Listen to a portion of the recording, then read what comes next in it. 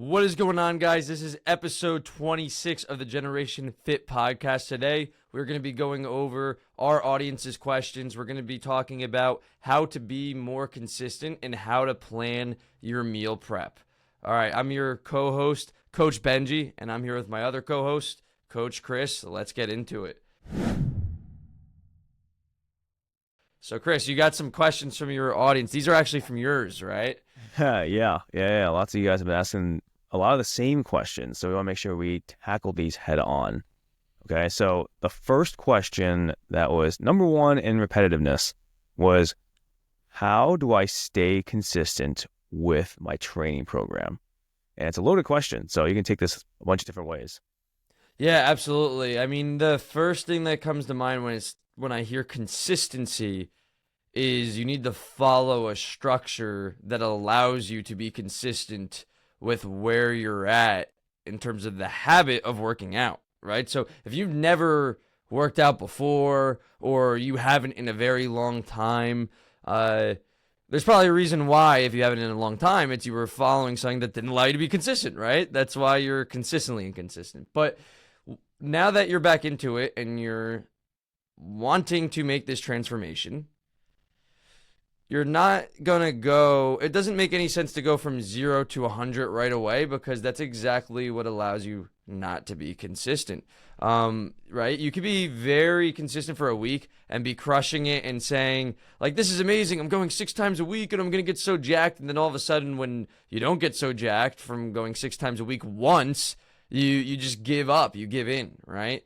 You're expecting way too much right away, and also trying to change. Honestly, if we're being honest here, trying to change yourself way too much when you're not equipped to change that much, right? Mm-hmm. We need to sort of lay the foundations and the building blocks that allow you to actually make a sustainable change. So I'm trying to think of a good example, but like, let's say that you are fasting, right? And you've eaten so much food on every single meal and you're fat as shit, basically, right? And all out of nowhere, you're like, I'm going to fast 20 hours of the day and only have a 4-hour eating window. It's like way too extreme. It's like, if you plan on fasting, it's like maybe you do 12 hours instead of 20, right? All right, let's say you're going to the gym for the first time in a really long time. You're deadlifting.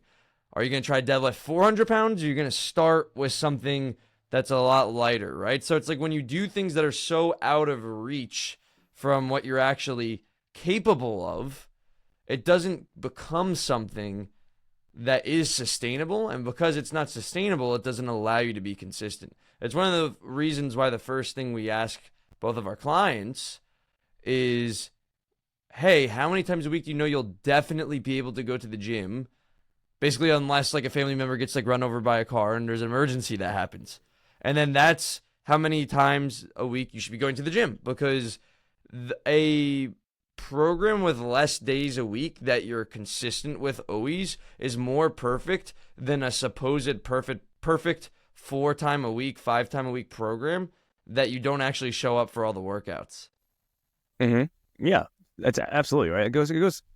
This whole thing about consistency comes down to a couple of things. You already touched on building habits, right? So that's obviously very true. You need to start off small wins, attack them, get them as soon as possible so you can tell your brain that it's less of a stress, and eventually as you get good at it, that you will enjoy the process. I think I'll go on the other side here, and a lot of times with consistency, it's just that you don't have a sound plan. Here's what I mean.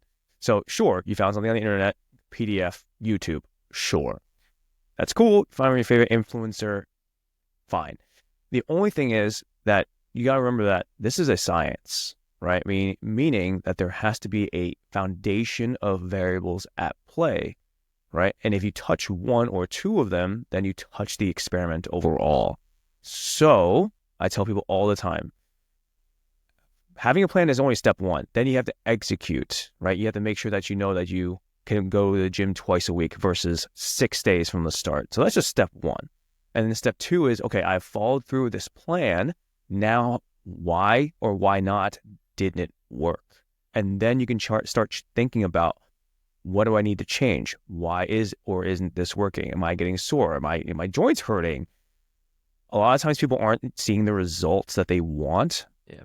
And then they're like, I'm just going to give up because now you are now using sheer willpower to go to the gym because you're not seeing the results that you want, right? You don't know if the plan works. You don't even know if the plan is correct, right? You don't know what you're doing is affecting the results that you want.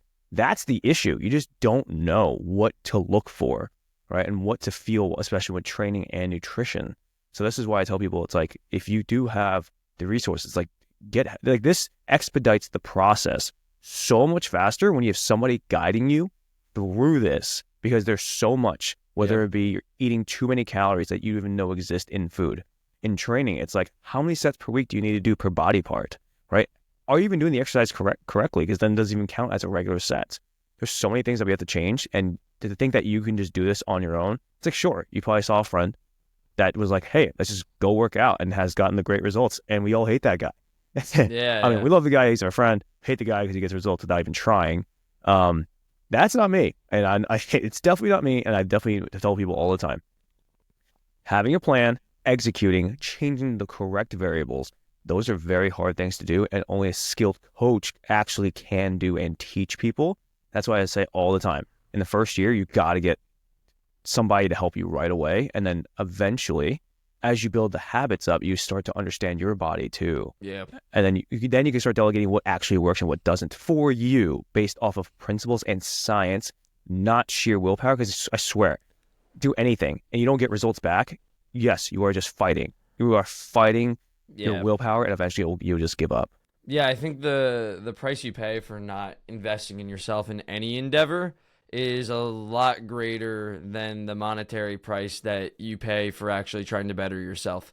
In fact, you could argue that, that price, let's say you invested $20,000 in your health and you had the skills forever to know how to be healthy, to take care of yourself, to take care of your family's health, your friends' health, and to, in terms of what you can control, not have outlandish medical bills in the future. Like, would that be worth it? Like, it should be, right? So it's like, if you're paying a trainer, however much it is, let's say anywhere from $1,000 to, multiples of that 5 to 10 times over, it's like, would that not be worth it? Right? Like, it absolutely should be. If it's not, then, I mean, you could just say that your health isn't a priority, right? And to touch on another point is that if you're trying to be on sheer willpower, it's not going to work, like you said. And it's logical, because if you're following a system that doesn't work, it only is logical to say, this doesn't work, let me give up, because why would you continue to try? That would be insane, actually, to continue to try when something clearly isn't working. Now, the other side of the spectrum is you're doing something that is working, but you're too emotional and you're not trusting the process, and that makes it so that you give up. But typically what I see is less of that. I see that more as a concern clients have, but never as a reason why they stop, at least because I'm there to hold them accountable. But from their time prior to me, I noticed so much where guys even say this: I don't like the gym, but if it's required to get this result, I'll do it 2 times a week. Okay, cool, right? Almost always within 3 to 4 weeks, when people start noticing some sort of change or just feel more firmness in their muscle or a few pounds off on the scale, all of a sudden they start saying in their check-ins, I'm kind of liking the gym a little bit. I never thought I was going to say that, right? I just had a client that 4 weeks in, he says that. 8 weeks in, he tells me, I was sitting around bored, and I already did all my workouts for the week, and I said, let me go to the gym and do some more workouts. And I'm like, dude, do you see what just happened? I was like, 8 weeks ago, you said you didn't even like going to the gym. You're forced to go, basically, but you'll do it. 4 weeks later, you said you're starting to like it. 8 weeks later, you're deciding on your own volition to go in addition to the workouts that I gave you, right? And this only happens because he's getting great results, right? If he wasn't getting great results, right? Like, because nothing's guaranteed in life. We have a lot of clients. So for the few clients that their bodies don't respond exactly the same way, or they have some underlying condition that I might have to solve before them getting an immediate result, such as people who are insulin resistant or diabetic, I have a few of those, right?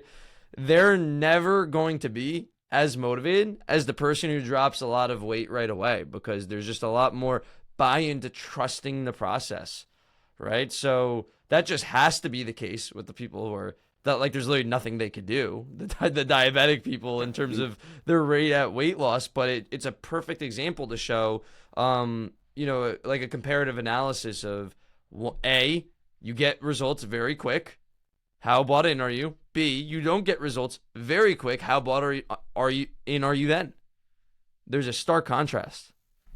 Mm-hmm. Yeah, I think there's a great video on this with it's like a social study. Like, it's not like a in-depth thing, but what you can easily replicate is, in this video, they had two groups shoot a basketball from the free throw line, complete 9 to 5 white collar people, right? So one group, I guess you could take one group and they would just shoot a free throw. They would shoot the free throw line one at a time, while the other group was given a task. So if the other group, let's just say, was yelling at them, screaming at them, saying, "You suck, you're terrible," like the entire time you're shooting 10 free throws, okay? That group that was shooting while group B was yelling at them, calling them nasty things, like quote unquote, they were like 40% likely to make the shots, right? Because imagine, nobody plays basketball here. It's just 9 to 5ers just chilling out and they're shooting. So there's no inherent difference in skill besides the one that they have. So here's what's really cool. The other group made 40% more times, right? When the other group was saying positive things like, "Hey, you're great. You're a great free throw shooter. You look great. You look good," whatever. Like, you say a bunch of things. And in this case, just environmental setting. So in this case, is you're in your brain, if you're not getting the results that you want, you do follow a plan. Think about what you're saying to yourself in your own head. It's, "I can't do this. I don't want to do this," right? You're fighting yourself with this because you're unsure if the plan is going to work. Yeah. Right? I think a lot of the times just you don't have certainty of the plan at hand. Because look, at the end of the day, it's like it's still going to take time. So it's just a matter of, like, if you have the time to have somebody or a plan that's sound, somebody take you through it and understand how to navigate that plan, right? And that takes away the stress and the load off of using sheer willpower. Whereas, if you do it yourself, you take a plan that's like $40 online and you follow it yourself. And yes, there's some guidelines to follow, but at the end of the day, it's like you still have the stress of, is it going to work for me? What variables do I have to change? And then the self-talk of, pushing through of, "Oh, I don't want to get up, I don't want to get up this morning. I don't want to go to the gym. It's negative 10 degrees here." It actually is. Right? Whatever it is, right? It's like you have all this negative self-doubt, but when you have something that's sound, you get the results. Like your client at week 8, they're like, "Hey, I'm going to go do an extra workout for fun because I want to," right? Like, that's the point. It's like, this, it works. That's the entire point. When you don't know why it works, that's when you fail. That's exactly when it's like, I just don't want to go anymore. Yeah, exactly. A few things. So one, you were just talking about self-talk, and like, it's 100% true in my experience, but also in, I'm sure, I think this is just true of human nature, is that the story you tell yourself becomes your reality. And I wouldn't even be surprised if your self-talk even influenced part of, like, your gene expression from, like, you know what I mean? Like, I wouldn't even be surprised by that at all. Maybe that's already been, like, confirmed, but it's just, like, a thought I have, because it's like, how many stories do you hear that come true of people that, like, they just said that they were going to, like, do something, or like that they were something and they just became that. Like, part of that is just, like, is in part, your determination and resilience, but then there's others that are, like, more unexplainable. It's like, well, if that guy said he was going to be that good at that, but that's, like, related to IQ or actual intelligence, or the actual, your actual health. It's like, how did that happen, right? Like, it's like the whole, okay, someone has, like, the will to live and they live longer. Other people give up in life and they just die younger sometimes. It's like, why does that happen? Like, even, like, it just seems like when your body knows sometimes, like, what you want it to do. Like, there has to be something where your brain controls elements of your bodily function that you wouldn't expect it to control. Does that make sense? Yeah, I mean, Yes. I would say it's like epigenetics too, right? So Yeah. you can Yeah. easily say like I'm sure this gets more into psychology, and I'm sure a lot of psychologists that we follow and listen to have probably touched up on something like this, so they're definitely more well versed in Hmm. this. I think the understanding, at least on my end, is so just declarative knowledge, right? So it's just more of if you basically say, think, and do the things that you want to do, right? You're congruent with who you are, right? It's as simple as that. So that if you're thinking to yourself that you are great at something and you are actually great at that thing, right? Then you hold yourself up with confidence performing that thing, right? It's just, and then imagine that self-talk going through every aspect of your life, Exactly. right? I mean, I'll tell you, I mean, I think you understand the extreme examples, right? So you have Zlatan Ibrahimovic. That guy could, if he said he's going to start flying, I guarantee he would start flying. I don't Yeah, know that's right. how. Like he knew from the start, he's like, I mean, I don't know if he said these words, but it might as well be. He's like, he's basically omnipotent, right? He's just like, I'm the best. I'm a god. No, he Like basically says that. Yeah, he basically believes that. right? You know, you're 100% right. Like everything that he says is like a meme now because I can't remember. I remember LeBron James sent him a signed jersey, and he Yes. goes, "Who the fuck does he think he is? Like sending me a signed jersey? Like I don't even know this guy. Like you know what I mean? Like the guy is so funny. But this is absolutely true. There was an example I wanted to give that was such a good example. Oh man, what was I gonna say? I don't remember. Well, I did want to cite like another study actually, which is like the mice study that Jordan Peterson talks about a lot, which is that, you know, two mice that are pretty much like they hit this paddle and they're released into this chamber and they fight each other basically, but it's like a play fight. But usually, you know, it's one mice that's a lot more strong and powerful, and if the strong and powerful mouse doesn't let the weaker one win at least 30% of the time, then the weaker mouse will not hit the paddle anymore to trigger another bout of play because it's like, man, this is no fun anymore. I'm not winning, right? It is the exact same thing that occurs with us in the gym as it relates to our fitness transformations.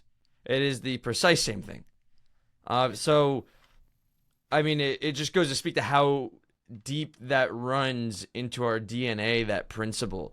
And to what you were saying before about Ibrahimovic, I remembered what I was going to say now, is that there's some crazier examples in history too. Like General Patton believed he was like a reincarnation of like all these famous generals from history.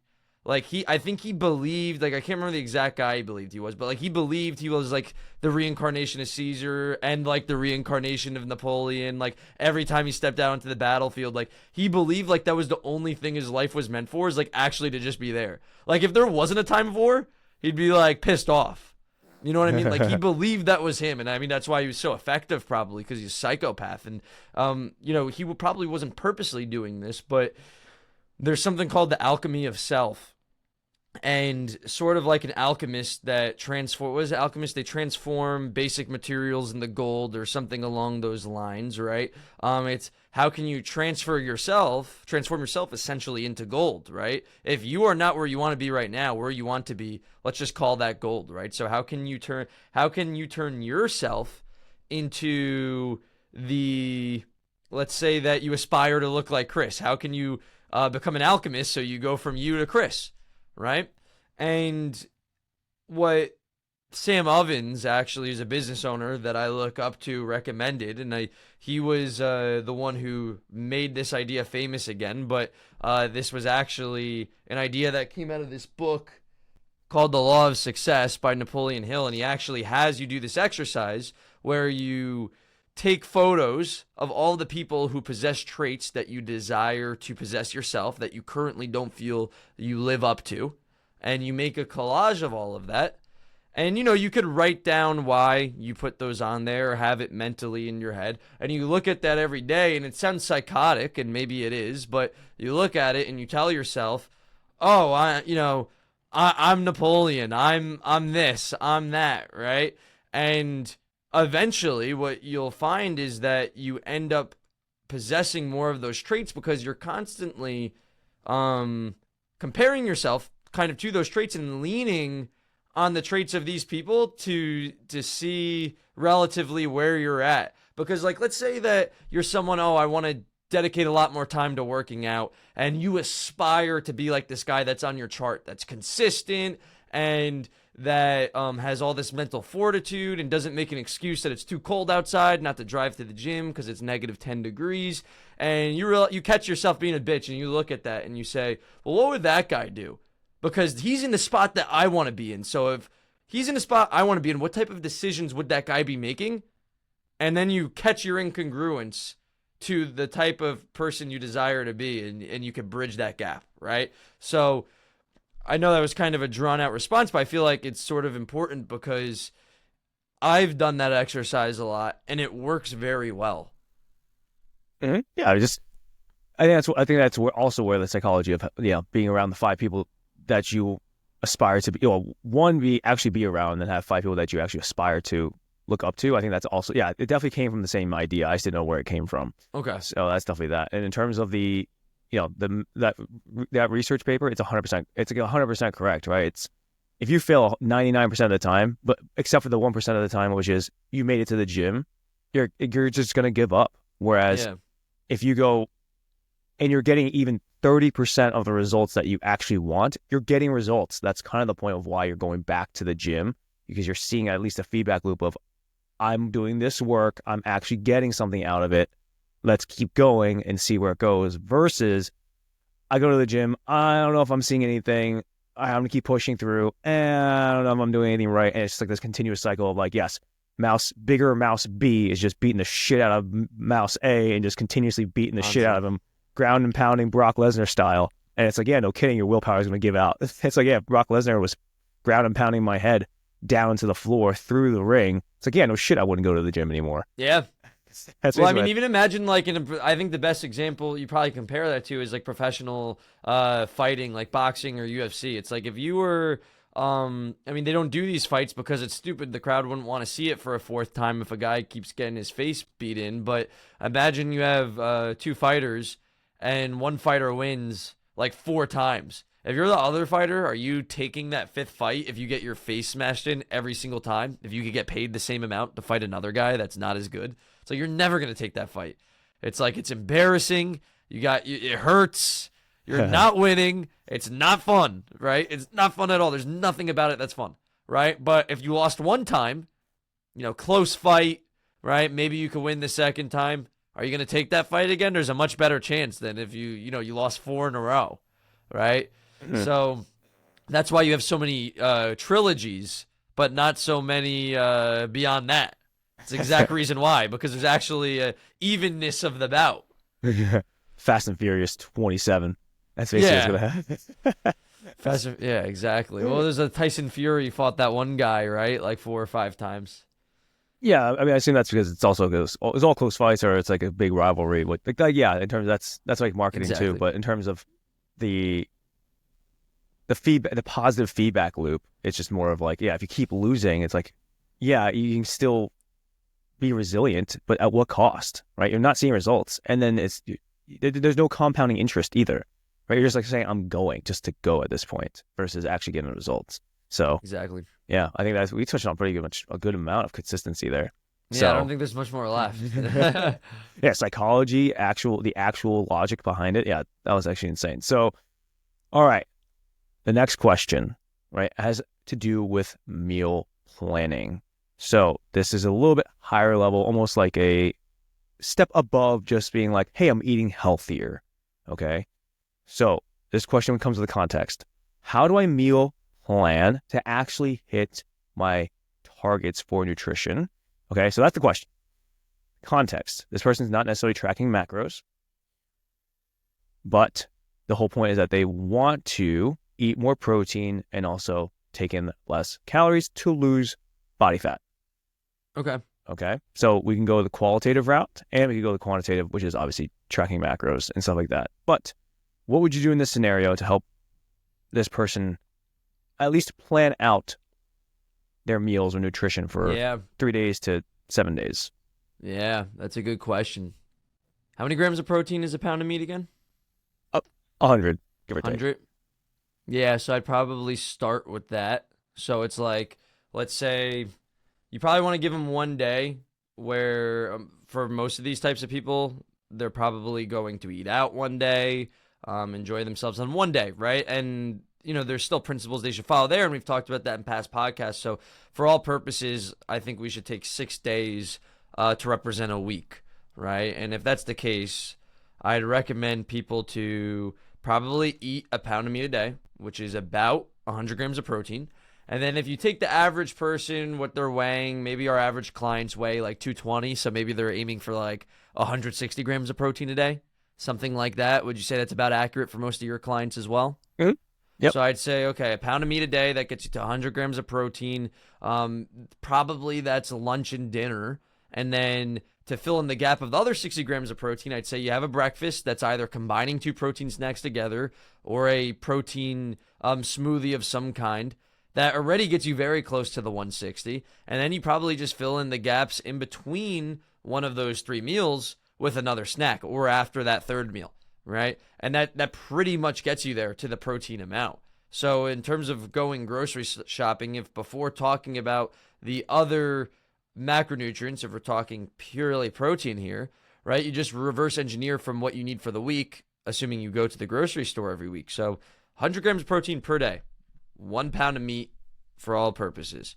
Okay, so how many pounds of meat do you need if you're going to the grocery store once a week and you're going to be eating a pound of meat 6 days out of the week? You need 6 pounds of meat, right? So when you go to the grocery store, you choose your 3 to 4 favorite protein options, leaner options. Let's say you like chicken drumsticks, salmon, shrimp, and sirloin steak. Let's just say that, right? You choose variations of those 4, and you reverse engineer. You get 6 pounds of that. And now the rest, depending on your goal, is choosing the other macronutrients as it relates to, ideally healthier carbs and fats. But I think the protein part is the part that people struggle with the most. And typically, if they just did that right, then the rest will tend to fill itself in the gaps just because they'll be more full and satiated from the protein. That even if we were, because this is what I do in the first 4 weeks with clients, even if I just said, hey, just eat whatever you want for the other things and we'll focus on protein right now. It just always ends up still working from a calorie amount anyways if they're not tracking it, because they are more full from the protein that they're taking in, and it's just tends to be lower calorie, leaner options. Mm-hmm. Absolutely. We attack protein first, and I think all our videos on all of our social media has always been like, you got to get protein first because that's the variable that's not going to change ever, right? Like it should fluctuate within a range, but that range, it's actually only like maybe like 40 grams apart. So if I'm weighing it, for example, if I'm weighing it at 170 something pounds right now, it's like the low end, right? It's a multiplier, but the low end is, I know for a fact, it's like 135 to 140 grams.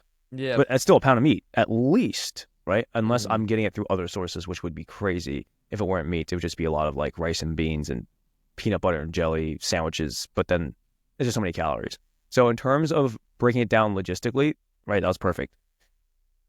I think now it's more of human nature, right? Like we're going to talk about leading into, let's just say, like eating a pound of meat. I don't want you to eat the same pound of meat. Yeah, right, yeah. Right, every single day, right? I think that's where the burnout happens, like the texture, the flavor. Yeah. Right. So just some things to combat this, right? When we do say get that pound of meat in per day at a bare minimum, it's usually find 2 different ones, and then with those 2 different ones that you can at least make it in different ways. Here's what I mean.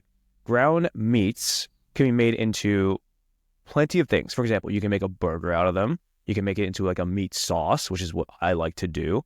You can also make it into plenty of other stir-fry dishes of all cultures across the globe, from all the way from Chinese to Indian. I mean, you put it through anything, put any sauce. The whole thing is, it's all interchangeable, right? Yeah. And then in terms of like poultry, right, like the drumsticks, wings, skinless thighs, right? You can have an array of options of sauces or marinades that are just generally low calorie, and rotate them in when you cook them. So you won't eat, let's just say, hot sauce one day, American barbecue another day, teriyaki on another day, and it's at least 3 different flavors, right? So you're not burning out every single time. So here's something what you can do with this. So like in terms of the planning, Benji touched it right on. It's like 1 pound is 100 grams. You're about 160 gram target. It's like, yeah, you probably have to figure out another 60 grams of protein. Fine. At least in the eating portion of this, it's like, look, make sure you always have like 3 to 4 different types of marinades, sauces that you're able to just be like, man, I enjoy eating these sauces.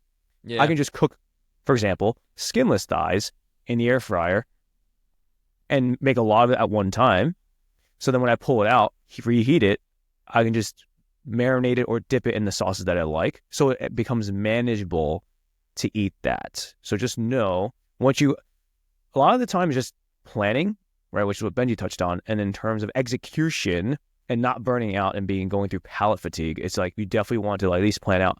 I usually tell people 3 days, plan out 3 days at a time versus 6 in a row in the beginning. And it's just because this is a skill.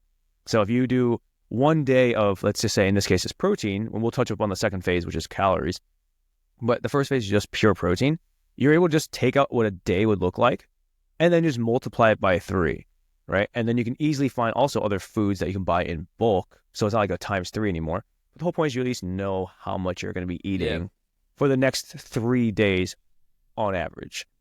Yeah, and I think a good framework to follow into exactly what Chris was saying about, I don't know why I'm saying to Chris like I'm speaking just to the audience, I'm speaking to you, but is that if you choose 4 main protein sources, and then with each of those 4 sources, you choose 3 seasonings or marinades, right? That's 4 times 3, that's 12 options now that are unique and distinct from one another to get your protein in, right? So if you plan 3 days ahead, and let's say you say, I'm going to have chicken drumsticks on this day, and I'm going to have Cajun seasoning with it or something like that, and then I'm going to have salmon, and I'm going to do this Japanese style, and then, I actually really like salmon, but the next day, instead of it being Japanese, I'm going to have it be, some other style, right? Italian seasoning.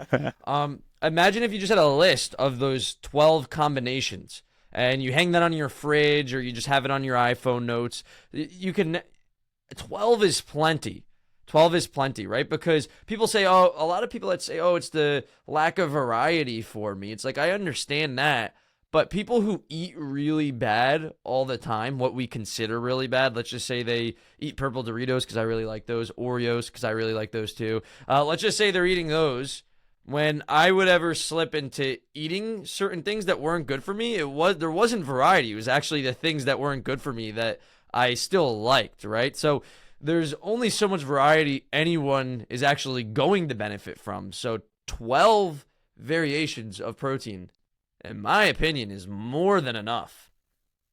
Mm-hmm. Oh, it definitely is more than enough, right? And that's just like actual meat sources. Right? Just imagine we also have our clients choose about a minimum of 2 protein snacks, right? From an array of options as well to have on hand, and also to help them get to their goals. Because yes, you're not going to always have a microwave, an air fryer to reheat everything. We get that. You're going to be in meetings. You'll be doing something, at your desk. So guess what? Having a protein bar, protein shake, beef jerky, Magic Spoon cereal, plenty of protein options to have. So when you're on the go, when you're doing something diligent, that you have protein options ready. And also when, let's just say you have a lunch cafeteria that's shit.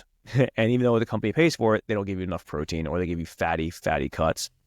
So then having those options are great, because then you are just prepared. But if you haven't realized, all this is all about planning and preparation. Like that's 80% of the battle, because at least you have it. And most people who, after they plan and prep it, they won't be like, all right, I'm just going to throw this all out and then go eat out, because you already spent the money and the time to do it. So yes, maybe you'll be a little bit fatigued from eating the same foods if you prep 6 days. I get that. Then you'd be like, all right, I'm going to go out to eat. But if you tell me you plan out 3 days and all those meals, or at least the protein, you'll be on target, right? And it tastes good, right? Different flavors, different textures, just depending on how you cook it.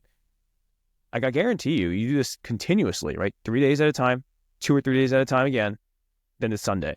Repeat cycle. I guarantee you'll get to your goal, and all this variation, realistically speaking, it's like there's so much to do, and it won't be as hard as you think, but there has to be planning. Because yes, on a regular day basis, every time we have our clients track right from the get-go, pictures, not even macro tracking, nothing like that.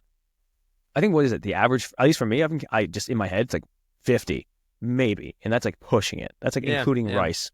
You know what I mean? Like nut butters in there, or like Oreos. I think it has Oreos as like 2 grams of protein, or 1 gram. Right. So like I'm just saying right now is like you have to hit that protein target first, and it's not easy without some sort of planning or prepping, unless you go out to eat and just double the meat of everything, and that does eventually become costly. Yeah. So Well, another reason it's so important to get the protein target in too, like it's like a quadruple whammy in terms of, well, not in terms of how positive it is, because what you're doing is you're getting more protein in, which is obviously associated with building more muscle, which is visually more appealing. It's also going to help you, boost your metabolism in the future as you pack on more muscle. You're also going to be more full, more satiated from getting more protein in.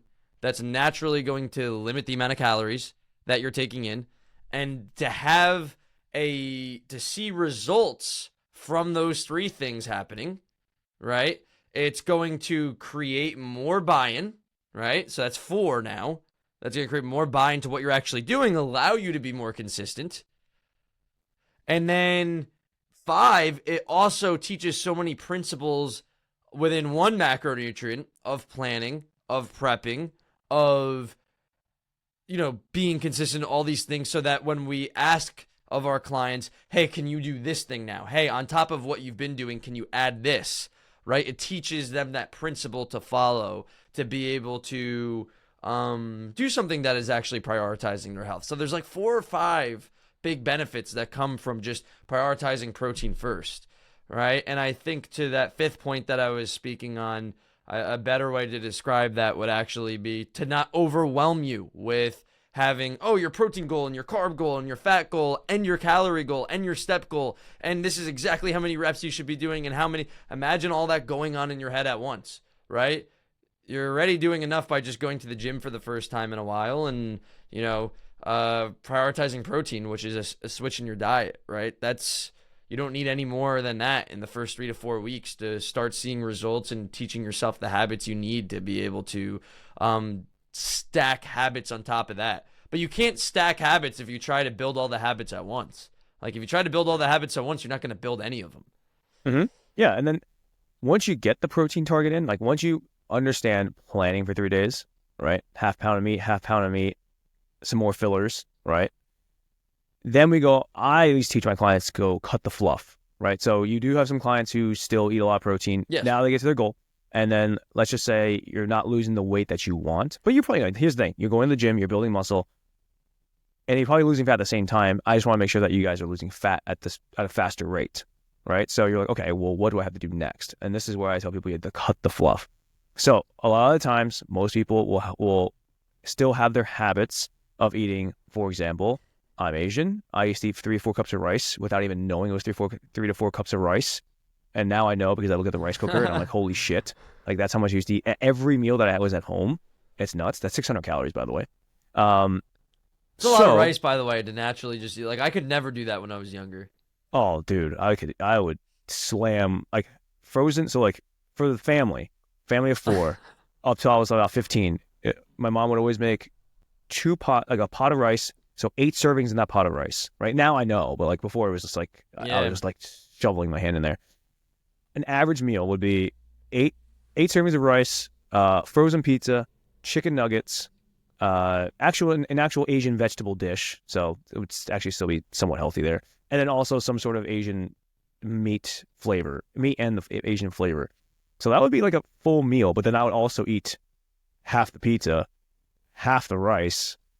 Half, like a quarter of the meat, maybe 1 vegetable, and then it'll be like 1,200 calories in one meal. You know what I mean? Yeah. So like, that's exactly what that would be. But yes, in terms of fluff, right? I think most people are like, can I eat this? Can I include this? And guess what? It's like, we don't even instruct people to be like, don't, stop eating this. Actually, we don't instruct them at all. What we do say is, look, we're going to probably limit your total intake of calories without tracking is by cutting fluff, which it can include like a lot of starchy carbs, right? A lot of drinking calories, a lot of things that for a fact are like probably not protein and fiber. So for most guys that we work with, we don't tell them, hey, you can't have your Oreos for Benji, the Cheez-Its for me. It's going to be, okay, let's, in a whole day, it's like you're going to have about no more than 3 to 4 servings of your favorite foods. So I don't care if it comes from ice cream. I don't care if it comes from Oreos. It's impossible with Oreos, though. It's impossible. Yeah, don't do it with Oreos. It's like painful. Or Yeah. Doritos, right? It's like almost impossible to have one serving. Yeah. So I'm like, you have 3 to 4, just depending on the size of a man. I just know like most men that are around 150 to 200 pounds and overweight or skinny fat, that they need to lose fat. They probably are sitting around 3 to 4 servings of a starch or their favorite foods. So once you get that down, you're going to start realizing, holy crap, I didn't realize how much food I was intaking from so many extra calories. And I would say the biggest culprits are easily breaded proteins. So like buffalo wings, fried wings, you name chicken fingers, right? All that kind of stuff. I would say then it'll be liquid calories. So a lot of the guys I do work with, they have like a Starbucks, here's Caribou, but they get like this crazy bomb of coffee or it's more like milk, sugar, and then would you like some coffee with that? And it's like 400 calories right from the get-go. Right for breakfast, 400 calories, no protein, just straight caffeine, sugar, just a straight insulin shot to the dome. So liquid calories gotta be are your Coca-Colas, right? Sprites at lunch. And then I think the next biggest one is conglomeration, like just combinations of foods. So I try to tell people Sandwiches. is like, if you're eating things like I think burgers as well, the most dominating ones. It's like, you don't even know what inside a burger is. It's like you're doing 80-20 at the best, right? At the leanest. On top of, they then throw in brisket, egg, a bunch of sauces to keep that texture. And then by the time you finish the bun and all the sauces, it's actually the average burger in the restaurant, it's like 1,200 calories. I'm not joking. Yeah, right? At least. I mean, yeah, exactly. I mean, I think the biggest problem that I notice with a lot of guys is, okay, because this came from an animal, or there's a part of an animal in this, that this is my protein source for the meal.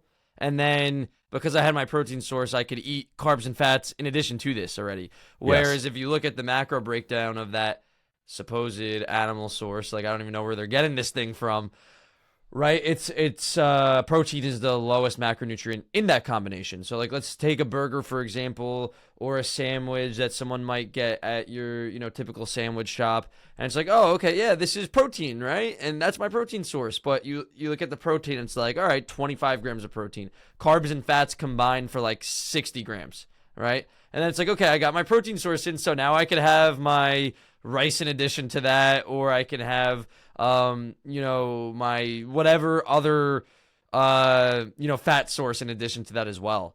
So it's like the protein source is not protein, it's a fat/carb for all purposes, and then you have more fats and carbs on top of that, right? Whereas if you just had a leaner protein option without it being in a combination, you'd actually have plenty more space to eat your favorite foods that were mostly a carb or fat.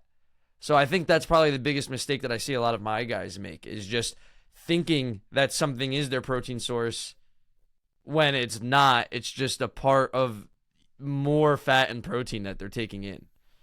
Yeah, most certainly. That's why I teach them right away. It's like once they are getting closer and closer to their protein target, it just becomes, you gotta cut fluff, because it just comes with a lot of calories. And here's the thing: nobody in school teaches this stuff, right? Nobody teaches this anywhere. They don't teach doctors it either. So doctors just actually funny.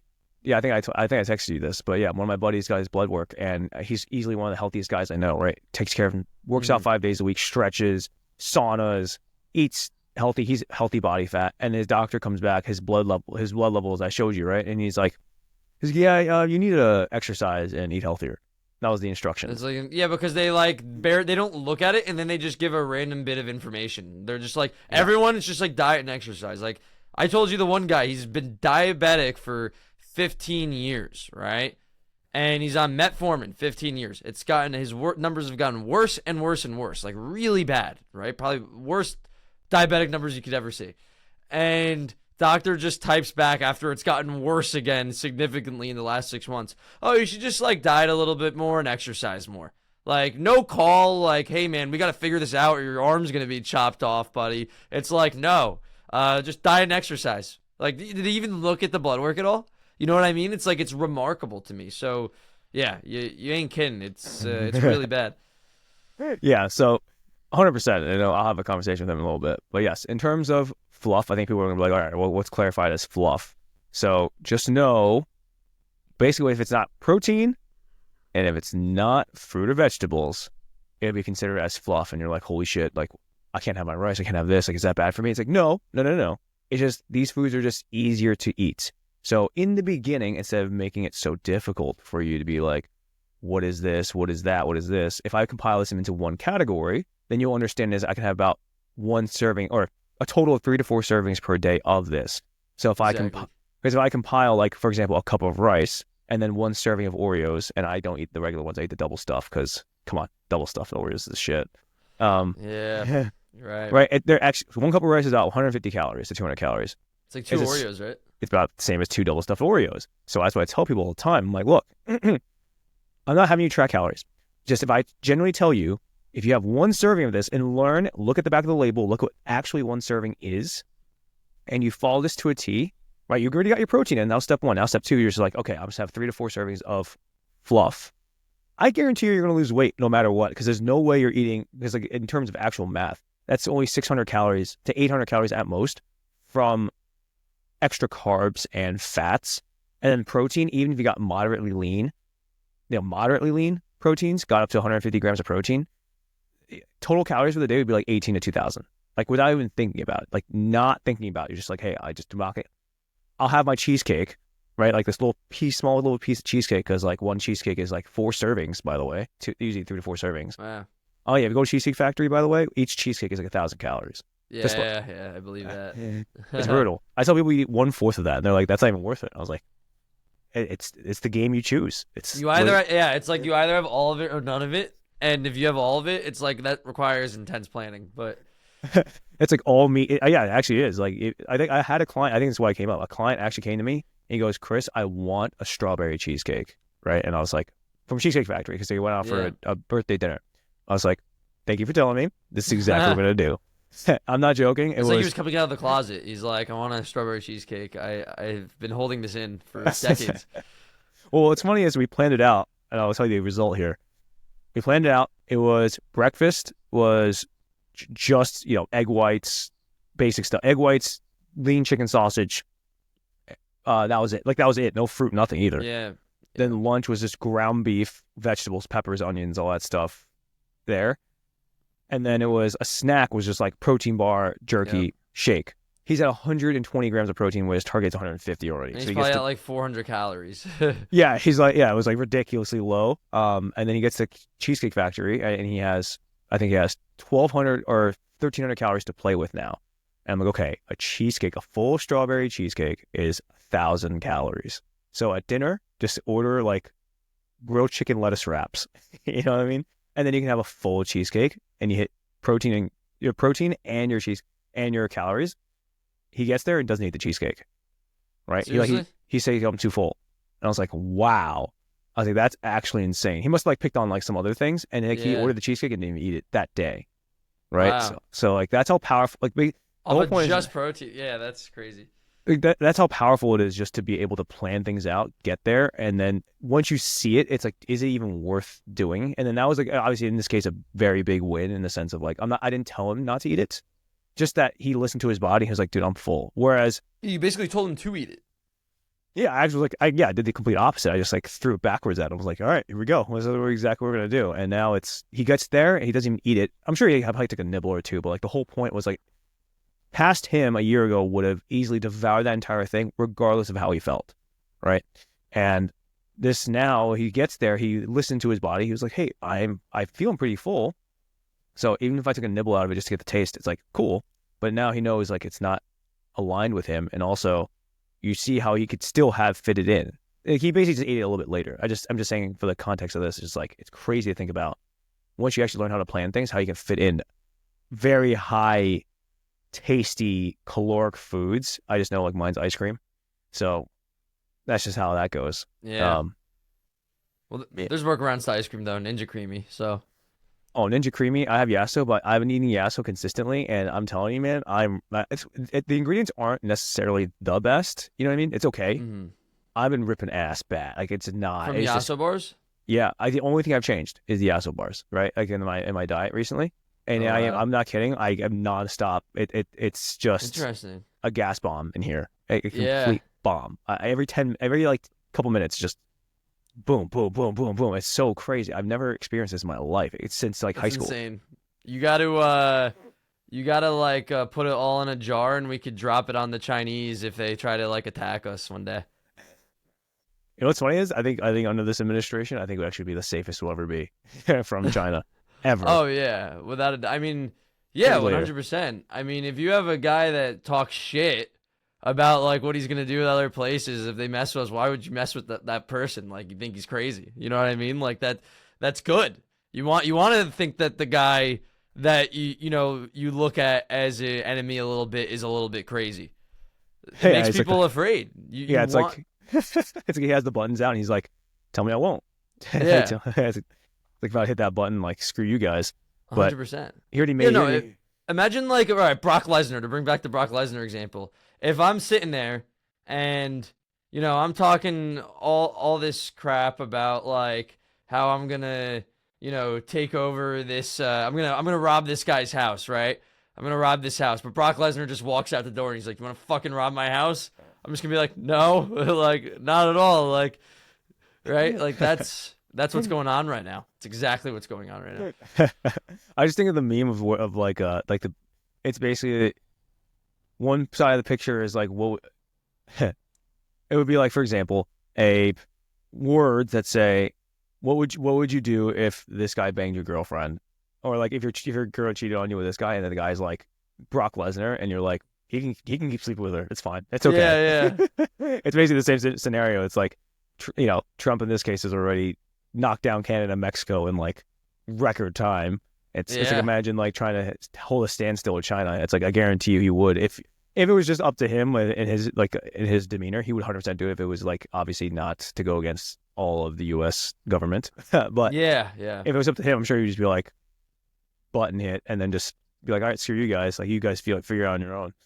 Yeah, well, yeah, I think it's about sort of showing people who the authority is, showing other basically having other governments on your leash and showing the world that you are the person that holds the most weight and that has the most power, actually demonstrating that, because demonstrating that makes it very real, right? Whereas it's kind of like in sales, if you're like, really friendly and nice and not pushy, and then the end of the call, and you're like, what do you mean? Like, and then it changes, and people are like, whoa, what's going on here? Like, this guy's getting all weird, right? So I think it's like that, where, for the longest time, prior administrations were just like, walk in the park with these other countries, just let them take advantage of them. And now out of nowhere, it's like, oh shit, what's going on? Like, oh, you guys are switching this up on me? What's going on here? So now other countries can start to expect this and understand that we'll have our best interests, the American people's best interests at heart as it relates to international trade and as it relates to our military as well. I think that they're just going to I think we're conditioning the world to be subservient to us a little bit, which obviously is in our best interest. And there's not technically nothing wrong with other countries saying, well, we're not going to do that because we have our country's best interest at heart. But usually if they have their country's best interest at heart, they kind of have to go along with what we say, because otherwise they get screwed by trade, because their GDP is accounted for a lot by trade with us. So that's why we have so much leverage, and that's why we should be using it, and we finally are. But that is our leverage, is our economy, right? I don't know why we weren't using that as leverage for the longest time. It's so stupid. And that's because we're feeding other countries our money, our taxpayer dollars. We're just, Yeah. you know what's funny? I think now that we're finding all this through Doge, I think we're gonna find out all the leaders that were taken out, all the influences, all the media. I think all of it's being screened out now. So all that smoke that was covering it through, is it FEMA? Well, I mean, there's FEMA's one of them. I mean, USAID, that was the the big one. ones. But here's the thing: is these are probably the small ones compared. I guarantee you, through Medicaid and Medicare, once they're actually able to get through to that, because it accounts for the largest percentage of the budget. I guarantee you there's like hundreds of billions, if not trillions, that have gone towards bullshit that actually doesn't benefit, like isn't actually being funneled through to people that are supposed to be receiving Medicaid, Medicare. No, Guarantee it's already happening with US, like the US aid stuff. It's like Yeah. people are these government buildings, like nobody has been occupying it yet. We gave them $1 billion last year, or for renovations, or for whatever and whatnot. Yeah, Sesame Street in Arabic, condoms de Gaza. It's like shit that doesn't even make sense. Like you're like, yeah, buddy, like sure, that's exactly what it was for. And what the craziest part is, I'm trying to think of a logical reason why people would actually be against this, and it is so hard to come up with this. And people are like, well, this is just not the way we do things. And I'm like, okay. It's actually the way we do things that we've turned a blind eye to the last 100 years. It actually is the way we do things. It's just publicized now. Yeah, I was like, now it's with the age of information, the only information we don't have that's public is actually how we spend our money, our taxpayer dollars. So to me, it's like, I don't care what side of the aisle you're on. It's just, we pay so many taxes. It's like, I want to know if I'm paying the local police officer his salary, it's like, you better bet your ass I better see that percentage of my taxes go to that. I want to see it happen, right? Because obviously we are paying them. I want to see the roads paid. I want to see that. Imagine everybody being thrown out the water, like all the people in North Carolina, and then all of a sudden, like all these other people, these immigrants coming in, get these luxury hotels for, Yeah. It's like $25,000 on a Visa debit card, prepaid, and then everybody in North Carolina is just like, all right, guys, here's like $800. All right, you guys. Yeah, I know. It's like, hey, I'm out. really sick right now. Can you go get me some cough medicine at the pharmacy? And the guy like spends it all on like hookers and coke. It's like that's what it's like right now. It's messed. It just blew my mind.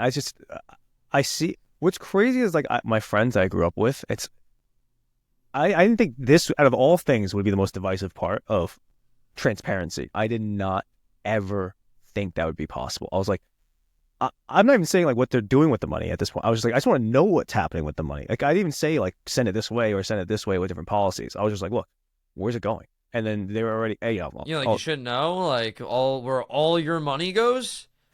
It's like we're paying, especially in total, right? And then the Northeast, New Jersey, New York, the total is about 38%, right, of total income, gross income, is going to taxes. And you don't think I'm not curious about where that 38% goes? Yeah. It's like, out of all, it's so funny that we say this. Before we close this off, it's just funny we just like tailed off. Out of all the places in the states, out of a survey study, New Jersey and New York were the places that people leave the most. By the way, right? Yeah, every single year. Leaving. I mean, I left. I mean, out of different circumstances, but yes, Yeah. we both have discussed this many times. But 38%, and most of them was overpaying in taxes, right? And it's like 38%. Imagine New York. I'm sure New York is actually just as close, if not a little bit higher. I think it's like 36, 38. God forbid I'm wrong by like 2% here. Oh, and imagine the founding fathers was pissed off because they taxed our tea 1% more. Yeah. One. I mean, we could quite literally get taxed, right? 1% to 2% if we were more efficient with how we spent our money. And more efficient's like an understatement. It's like basically we don't spend money like and embezzle it to like put money into the hands of politicians and into their back pockets. If we basically did not embezzle money in the hundreds of billions, if not trillions, if we probably tariffed a little bit, or at least equivalently to what other countries do to us, and taxed our people like 2% instead of like, at least what, the metric you gave here, which is like 30 to 38%, it's like we'd be in a better place without a doubt. The cost of goods from higher tariffs could be slightly more, right? But then like if you eliminate income tax, like for a large percentage of it, and make our government a lot more efficient at spending money, and then you give it even more time so that more businesses are forced to come here, our economy would just be thriving so much more, and we'd be so much more independent. And that's not a bad thing. It's a good thing. Yeah, something. I mean, with all this, it just seems like it's artificial. It was part. I wouldn't say artificial, but it was definitely. I think it was very specific. Somebody planned this out. It was deliberate inflation. I really think so. In terms of inflation. Yeah, I mean that's possible. Meaning like they just spent a shit ton of money and obviously they don't care because it's not their taxpaying dollars. And then they just kept doing it nonstop. College They loans. might be naive though. There's a lot of people that believe, like Andrew Yang, that like, oh, there's no evidence that like any dollar that's ever been interjected into the economy has ever caused inflation. Well, it's like, what causes inflation then? Like, I don't really understand. Spending of dollars. It's literally just that. Yeah, Like, look at me. Look at Milei from Argentina. He figured out where all the money was going. He said, "Screw you guys. Like, we're not spending shit Yeah. up." Where he's like, "What the hell is this? What the hell is this education? Department of Education gone. Department of Yeah. Transgenderism gone. Department of this gone." Transgenderism is crazy. Is that really a department? No, I'm making shit up at this point. Yeah. I mean, it's unbelievable, man. It is. Thanks for listening to our podcast. If you enjoyed listening to our podcast, please subscribe. Follow us on Instagram. Our handles are Coach_Chris Lee. Yeah, mine's BenjiTucker.fit. Have a good one, everybody. Have a good one.